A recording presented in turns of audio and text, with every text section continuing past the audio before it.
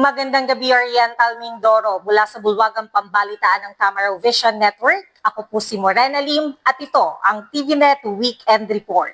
Ika-29 sa buwan ng Marso taong 2025. At sa ulo ng mga balita, kampanya ng mga local candidates umarangkada na. Pagkalat ng fake news sa panahon ng kampanya, isa sa mga pagtutuunan ng pansin ng PNP. At Managpi National High School kampiyon ng Kalap Festival Street Dancing 2025. Ibigay ang maximum satisfaction ng pamilya at sa negosyo dahil tuloy-tuloy pa rin ang high-quality service mula sa una at pinagkakatiwalaan sa fast internet connection plus cable TV sa buong Mindoro, ang Tamaraw Vision Network. Serving to the max, sa TVNet kami, una sa Mindoro, TVNet pa rin. For inquiries, magpunta na sa pinakamalapit na TVNet office sa inyong lugar.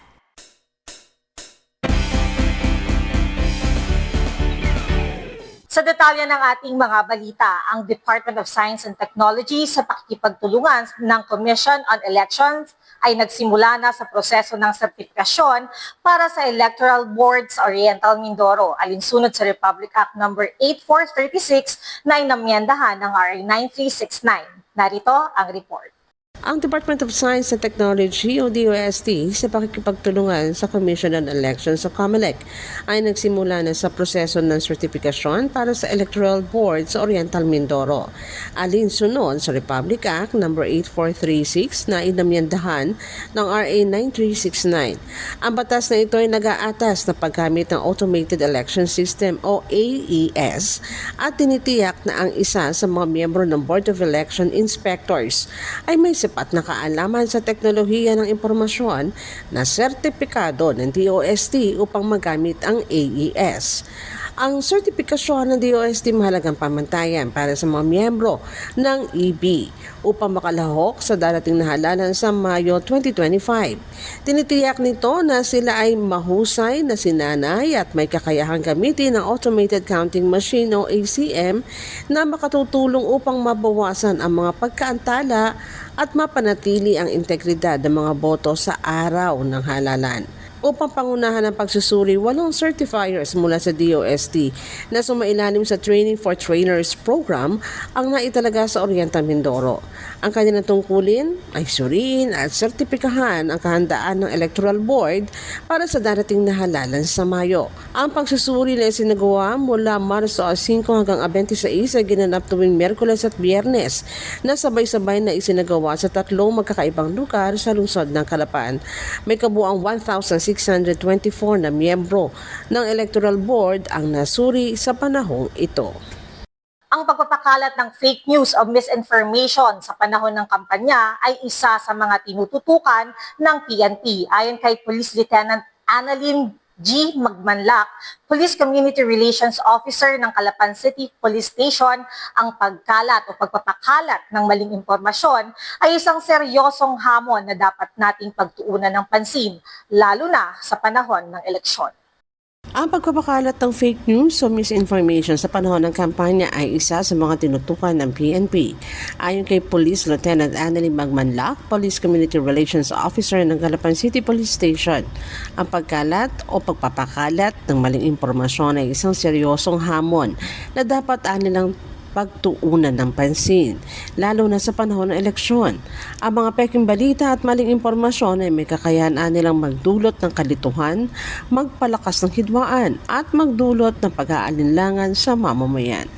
Dagdag pa ni Police Lieutenant Magmanlak, bawat isa ay may bahagi sa pagsugpo sa fake news at sa sama-samang pagkilos nila ay makakamit ang mapayapa at makatotohanang halalan sa Mayo 12. Magandang araw mga kababayan ng lungsod ng Calapan.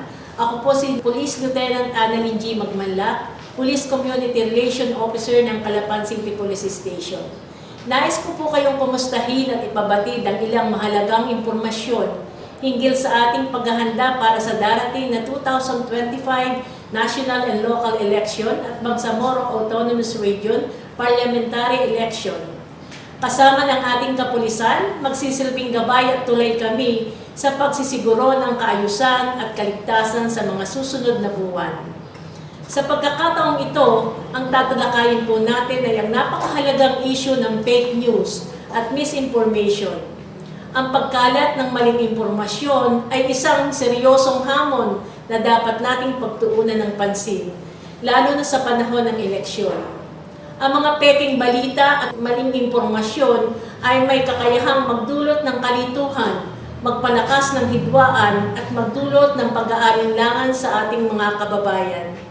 Nais ko pong ipabatid na ang ating mga kapulisan ay nakatutok sa pagsugpo ng ganitong klase ng mga gawain at tayo po ay may hakbang na ginagawa upang matulungan kayong magkalaman kung paano mag-distinguish ng tama at maling impormasyon.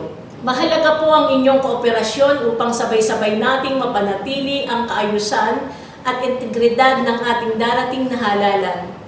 Bilang mga mamamayan, tayo po ay obligasyon na maging mapanuri at responsable sa kung ano ang ating pinagpapalaganap na impormasyon. Magsimula po tayo sa pagiging maingat sa mga impormasyong naririnig o nakikita at maging kritikal sa mga pinagmula ng balita. Sa pamamagitan ng sama-samang pagsisikap, makakamit natin ang isang malinis, tapat at maayos na eleksyon.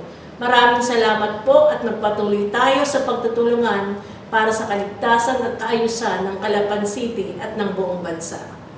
Samantala, 19 ng Marso, ipinagdiwang ng Bayan ng Baco ang araw ng kanilang kapistahan kung saan ay tumayong Hermano Mayor dito si 1st District Congressman Arnan C. Panaligan, katuwang si Baco Mayor Alan Roldan.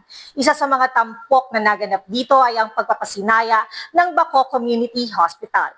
Narito ang report.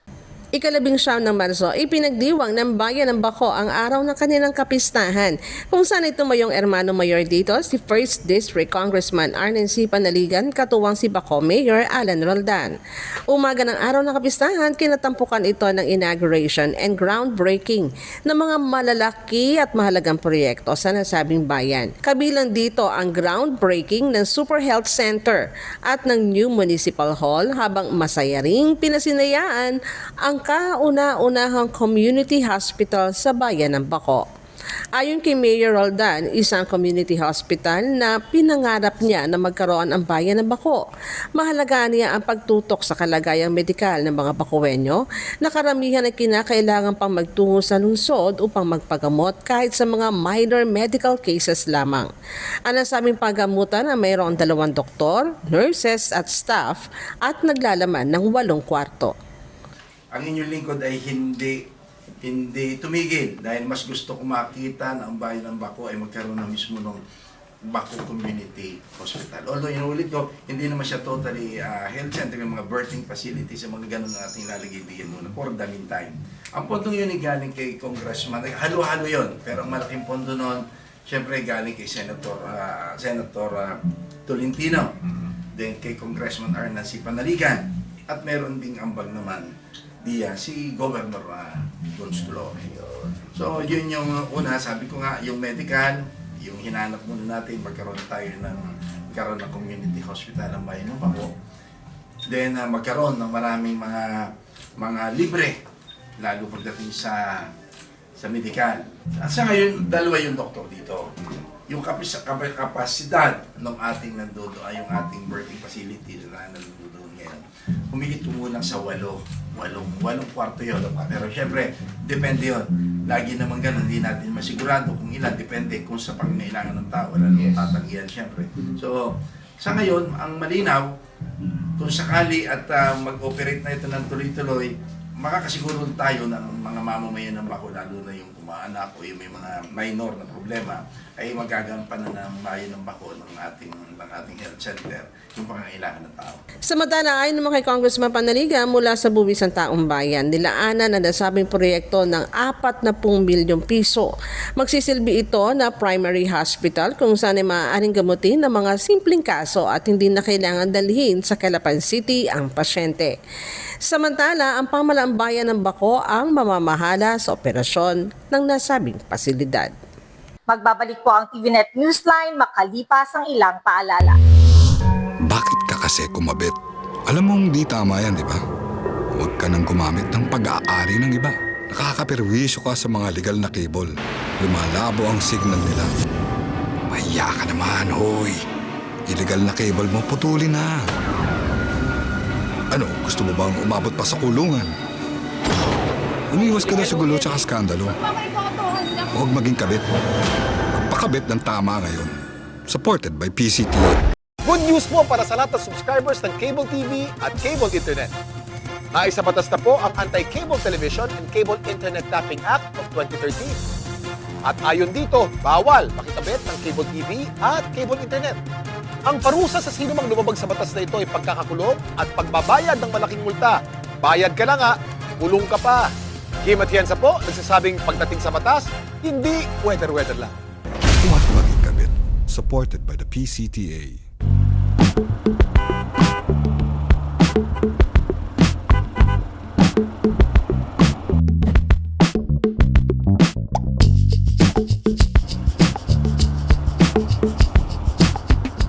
Ibigay ang maximum satisfaction ng pamilya at sa negosyo dahil tuloy-tuloy pa rin ang high-quality service mula sa una at pinagkakatiwalaan sa fast internet connection plus cable TV sa buong Mindoro, ang Tamaraw Vision Network.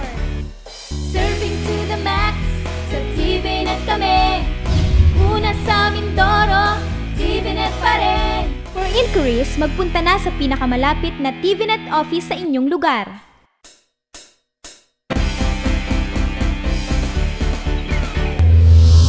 Sa pagpapatuloy ng ating mga balita, ika-25 ng Marso sa pagpapatuloy ng kapihan sa Bagong Pilipinas, humarap sa mga lokal na mamamahayag si Department of Science and Technology Mimaropa Regional Director Maria Josefina P. Abilay.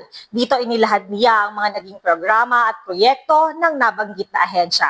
Narito ang mga naging kaganapan. Ika-25 ng Marso sa pagpapatuloy ng kapihan sa Bagong Pilipinas, humarap sa mga lokal na mamamahayag si Department of Science and Technology Mimaropa Regional Director Maria Josefina Abilay. Dito inilahad niya ang mga naging programa at proyekto ng nabanggit na ahensya. Kabilang sa mga matagumpay na programa at proyekto na naturang tanggapan ng scholarship programs ito, Small Enterprise Technology Upgrading Program o SETUP, Innovations for Filipinos Working Distantly from the Philippines, Project Moses, Smart, Starbooks, Water Technologies at iba pa. Tuloy-tuloy rin ang pagbibigay nila ng mga trainings at ang kanilang community empowerment.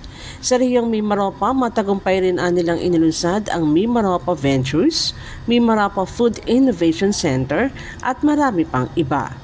Sa nasabi pa ring forum, sinabi ni R.D. Abilay na bahagi rin ng kanilang pondo ay ang paglalaan sa research program kung saan ay nagsasagawa sila ng konsultasyon sa mga stakeholders upang malaman ang higit na pangangailangan ng mga ito at kung paano ito matutugunan ng naturang ahensya. Partikular na dito ang mga alternatibong pamamaraan sa kakulangan ng storage facility at ilang pang mga hakbangin. Alam natin na we can only do so much in terms of funding, we can only do so much in terms of man-hour, yung workforce, ganito lang. So hanggang sa ganito extent lang. Kaya kailangan, gusto namin malaman sa other people ng specific na lugar na per province basis, ano ba talaga ang kailangan nyo na pwede namin ma-address through R&D. Hindi yun lumabas mo.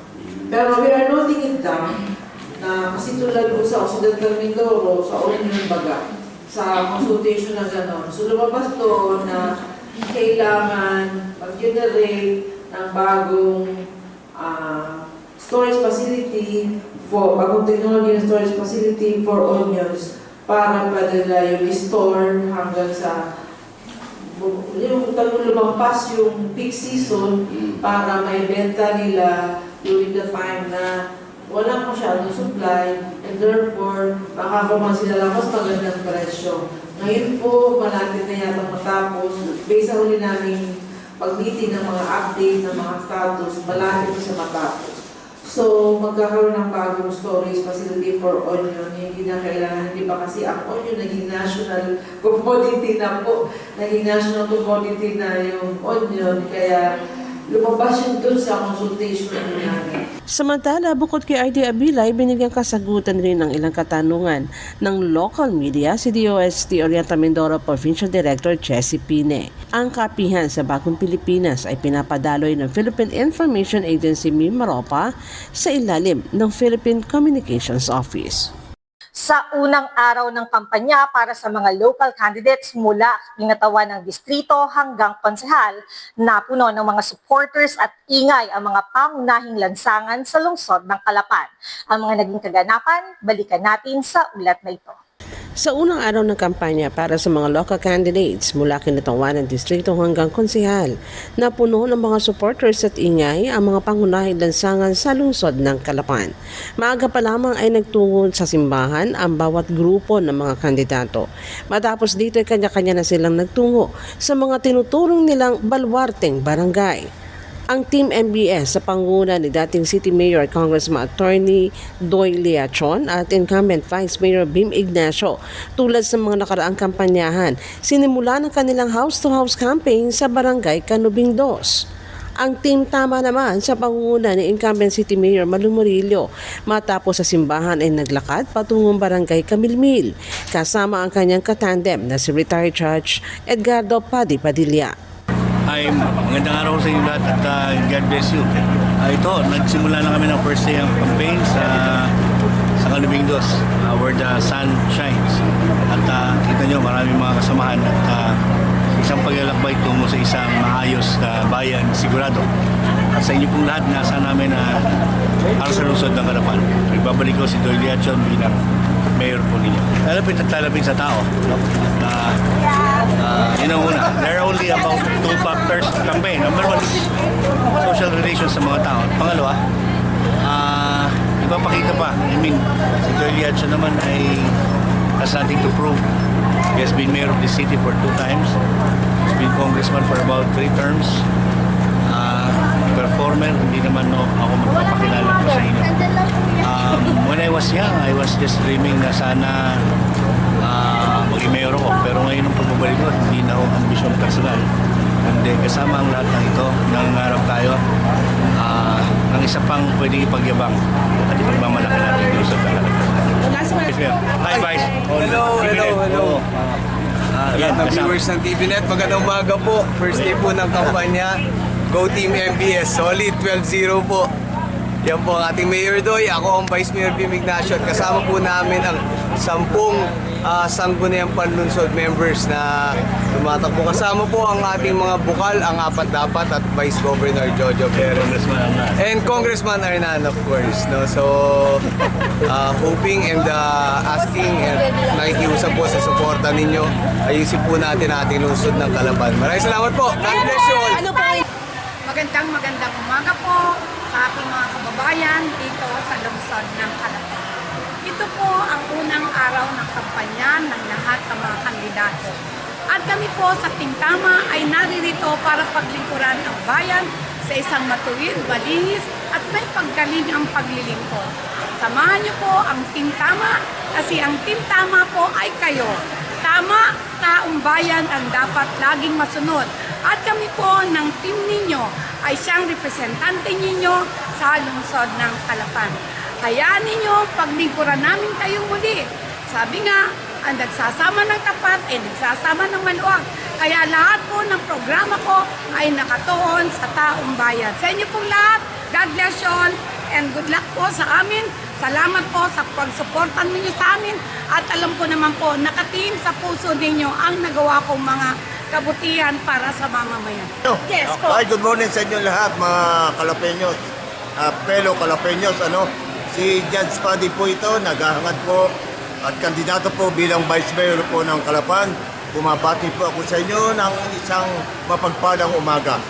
Sana po tayo ay magkasama-sama sa darating pong eleksyon.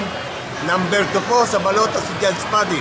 Iisa po ang ating hangarin, pabutihin ang paglilingkod bilang mamumuno ng sangguniang panlusod po ng Calapan. Pahiigtingin po natin ang relasyon ng lehislatura at ehekutibo para po yung mga proyekto at plano na dumarating sa at biyaya na dumarating sa opisina po ng Office of the Mayor na ipapasa po sa Sangguniang Panlunsod ay madali po nating susuriin para po agad ay maaprubahan at mai-deliver agad po sa mga taong bayan. Kasama pa rin sa Team MBS ang mga kandidato para konsehal na sina incumbent councilors Rios Agua, Jenny Fortu, Atty. Rica Goco, June Cabaylo at Robert Concepcion. Kasama rin ang mga nagbabalik konseho na sina Atty. Ralph Infantado, Atty. Beltanyag Panaligan, Board Member Edel Ilano, Paul Luna at si SK Noel Cirojano. Kabilang rin sa Team MBS sina dating Vice Gobernador Atty. C.A. Jojo Perez at ang mga tumatakbo bilang board member muli na sina Bong Brocal, Ronald Liachon, Josie Neria at si City Councilor Charles Pansoy. Magandang araw po sa inyo lahat. Ngayon po ay March 28, unang araw ng pinapayagang kampanya para sa mga lokal na kandidato. At andito po uli ako, si Atty. C.A. Jojo Perez, ang dating naging City Administrator ng Lungsod ng Calapan, naging Vice Mayor, naging number 1 board member ng Lalawigan, ay nihalal nyo na at minahal nyo na bilang Vice Governor at ngayon po ay naghahangad muli para maging pangalawang punong panlalawigan ng Oriental Mindoro. Samantala, makakasama naman ni Mayor Malu Murillo para sa Team Tama si incumbent City Councilor Atty. Jel Magsusi, dating City Councilor Maylin De Jesus, JP Vega, Agatha Ilano, Ruel Cosico, Atty. AJ Baculo, Joseph Umali, Samantha Bugos at si Dr. Mervin Tan. Sa lungsod pa rin ng Calapan, ikinasa ng grupo ng mga tricycle drivers ang isang motorcade para kay gubernatorial candidate Orven Rabino at barangay Captain John Alvera na tumatakbo bilang konsehal. Ang dalawa ay pawang mga independent candidate. Dahil sa K9 at sigasig ng PIDEA, hindi nakalusot ang nasa 120 kilos ng shabu na nagkakahalaga ng 816 million pesos matapos masabat sa Port of Calapan, Oriental Mindoro nakaraang araw ng Biyernes ng umaga, ika-21 ng Marso, taong kasalukuyan. Dahil sa K9 at sigasig ng PIDEA, hindi nakalusot ang nasa 120 kilo ng shabu na nagkakalaga ng 816 million pesos matapos masabat sa Port of Calapan, Oriental Mindoro nakaraang araw ng Biyernes ng umaga, ika-21 ng Marso taong kasalukuyan. Ayon sa report, nakumpiska ang milyong halaga ng shabu mula sa suspect na kinilalang alias Chris, 43 taong gulang, truck driver at residente ng Oton, Iloilo. Sa ulat pa rin ng pulisya, bandang alas 9:30 ng umaga, nadakip ang lalaki matapos ang inspeksyon sa pantalan at maamoy ng police dog o K9 ang droga sa loob ng compartment ng kanyang sasakyan. Nadiskubre rin sa mga traveling bag nito ang 120 pakete ng hinihinalang shabu na humigit kumulang sa 120 kilos at nagkakalaga ng 816 million pesos. Nasamsam din sa Seaport Interdiction Operation ang isang Toyota Camry, isang mobile phone at mga commercial transport documents ng suspect. Ayon naman kay Police Brigadier General Roger Quezada, Director PRO4B, kabilang ang suspect sa Regional Priority Target List ng mga otoridad. Ang joint operation ay pinangunahan ng mga tauhan ng Mimaropa PNP, kasama ang PIDEA 4B, Philippine Coast Guard at Philippine Ports Authority. Sa ngayon ay patuloy pa rin na iniimbestigahan ang nasabing kaso ng mga otoridad. Iba pa mga balita sa amin pong pagbabalik.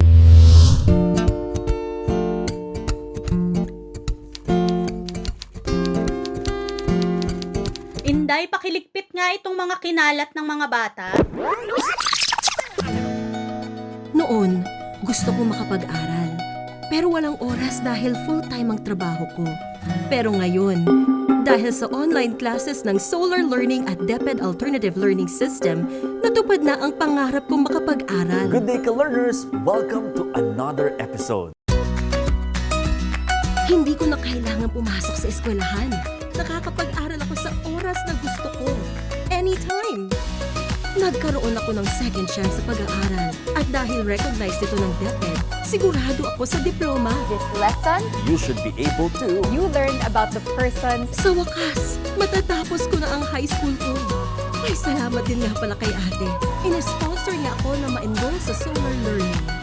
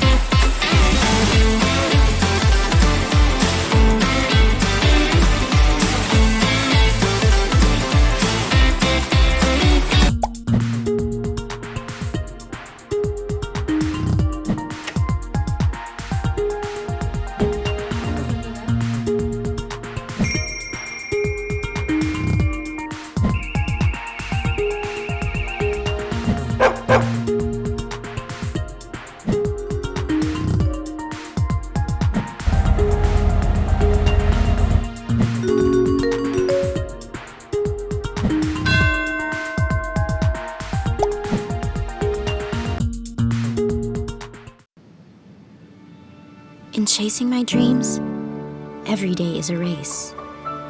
For every second I dedicate and every effort I put in, I want bigger results to come out. To turn every small step into the biggest achievement. For every little triumph leads me to a brighter future. Whatever your journey, go with our new fuels designed for efficiency. Choose Shell Fuels. Tinanghal na kampyon ng Calap Street Dancing 2025 ang Managpi National High School at siyang nag-uwi ng cash prize na 100,000 piso. Tulad sa nakagawian, muling natunghayan ang masigla, makulay at mayamang kultura at kasaysayan ng selebrasyon ng taunang pista, ang Calap Festival. Happy 27th anniversary! Calap Festival!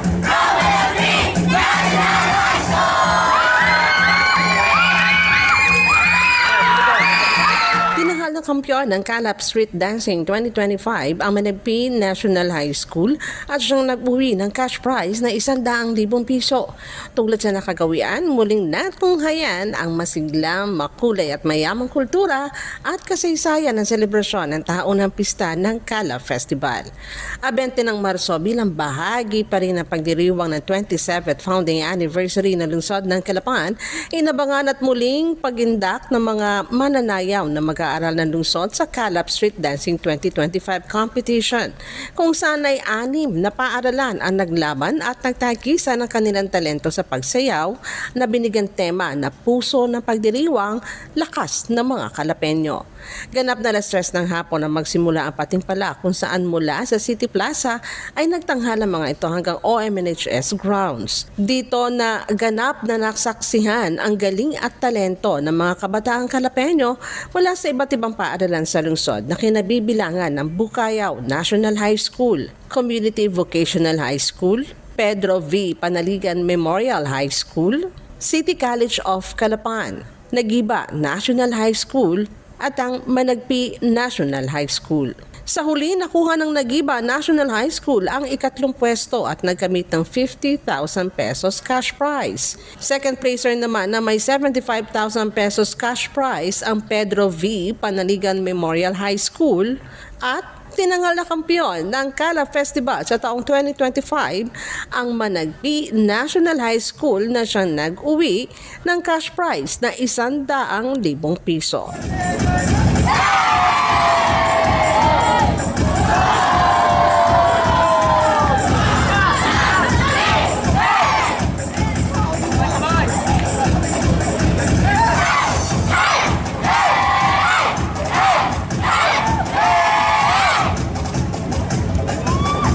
Araw na ika-27 anibersaryo ng lungsod, sinimula ng programa sa pamamagitan ng isang Thanksgiving Mass sa Santo Niño Cathedral na sinundan ng Calaparada o ang Calap Festival Parade na lumibot sa mga pangunahing daan sa lungsod. Pinangunahan ito ni City Mayor Malu Murillo kasama ang mga opisyales at kawani ng pamahalang lungsod, national government agencies, civic organizations at iba pa.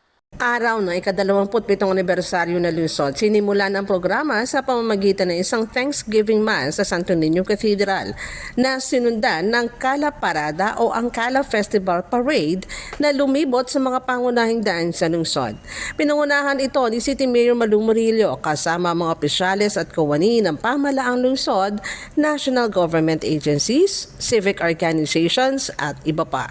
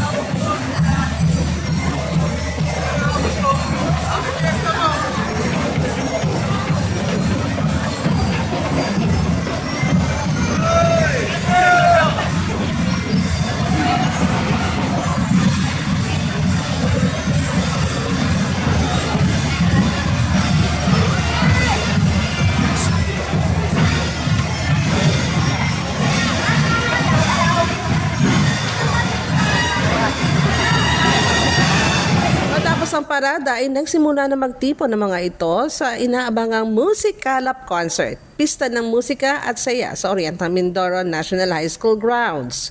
Tampok dito ang mga celebrities sa sina Junisha Chaya, Arthur Miguel, J. Roa, All James, mga bandang Kobe Band at Alamat, habang nagsilbing highlight naman ang performance ni James Reid.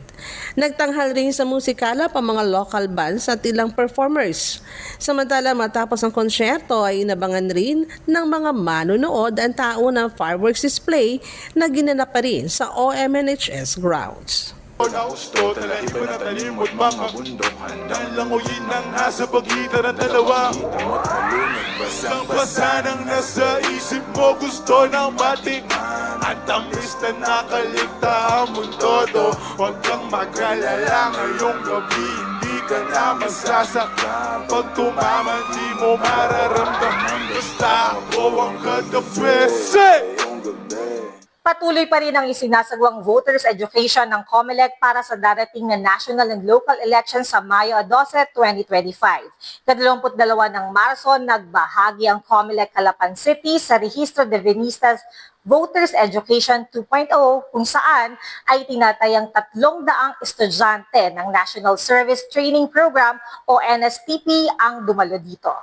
Patuloy pa rin ang sinasagawang voters education ng COMELEC para sa darating na national and local elections sa Mayo 12, 2025. Ika-22 ng Marso, nagbahagi ang COMELEC Calapan City sa Registro Divinista Voters Education 2.0 kung saan ay tinatayang 300 estudyante ng National Service Training Program o NSTP ang tumalo. Ayon kay Calapan City COMELEC Officer Attorney Suminigay Dilindatu, mahalaga ang ganitong gawain para sa mga estudyante na kalimitan ay halos wala ng oras para alamin ang mga mahalagang impormasyon kaugnay sa halalan. Binigyan din rin niya na malaki ang papel ng mga kabataang botante sa matagumpay at makatotohanang halalan at pagbabago ng gobyerno.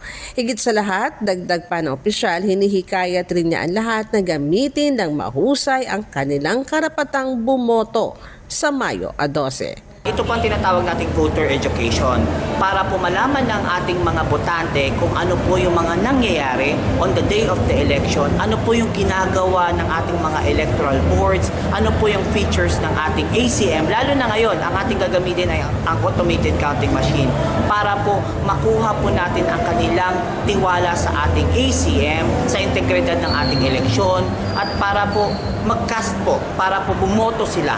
Okay, maanyayahan po natin silang bumoto on the day of the election at hindi po nila katamaran ang bumoto sa araw ng eleksyon.